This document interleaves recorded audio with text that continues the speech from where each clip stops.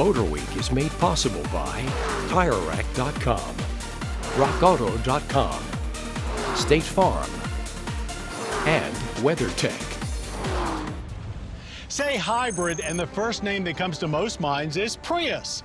In truth, Toyota's original 5-door Prius hatchback has not had a competitor likewise built on a chassis designed specifically to be a hybrid until now.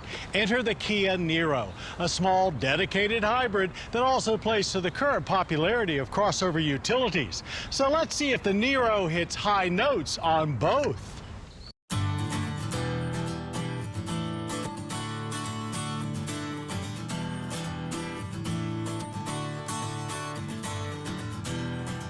This is the 2017 Kia Niro, and according to Kia, it's the first of its kind, an urban crossover hybrid vehicle. They obviously hope that adding the word crossover will spur some additional sales, but to us, the Niro is more of a square rival to the Prius hatchback as well as the Prius V, while also being reminiscent of the short-lived Kia Rondo wagon. It had such cabinosity and was quite possibly a vehicle ahead of its time. Whatever you call it, the Niro is actually a great-looking vehicle that has plenty of substance as well.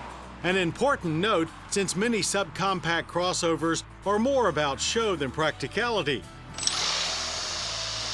The hybrid powertrain is a 32-kilowatt electric motor sandwiched between a 1.6-liter i4 gasoline engine and a real 6-speed dual-clutch transmission. Energy is stored in a small 1.6 kilowatt-hour battery beneath the rear seat. Total output is 139 horsepower and 195 pound-feet of torque. A plug-in version should arrive this fall.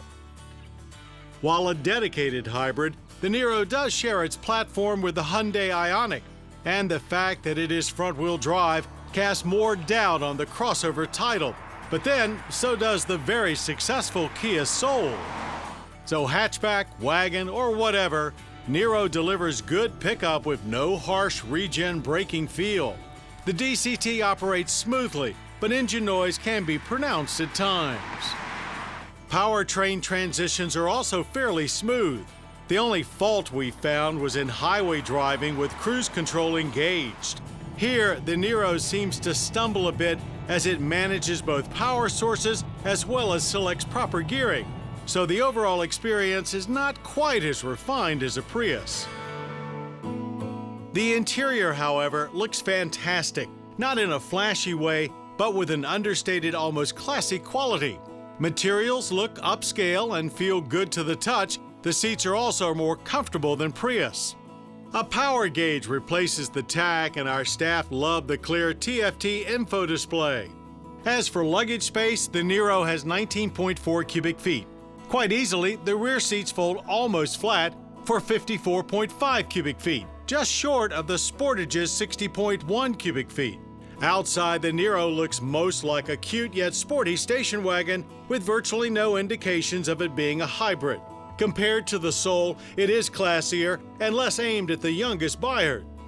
It also has more style than the Prius V and gets better government fuel economy ratings as well. Our Niro Touring rates 46 city, 40 highway, and 43 combined.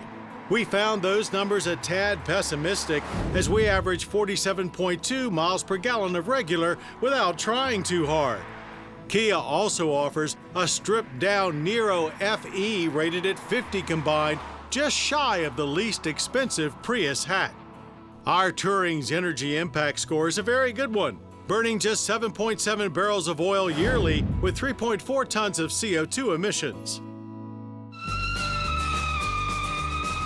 We became very aware that fuel economy is the priority at our test track. It took us 10.1 seconds to lumber to 60, with plenty lag time before you feel any rush of power. It was, however, nice to experience real shifts, even if they were a tad slow.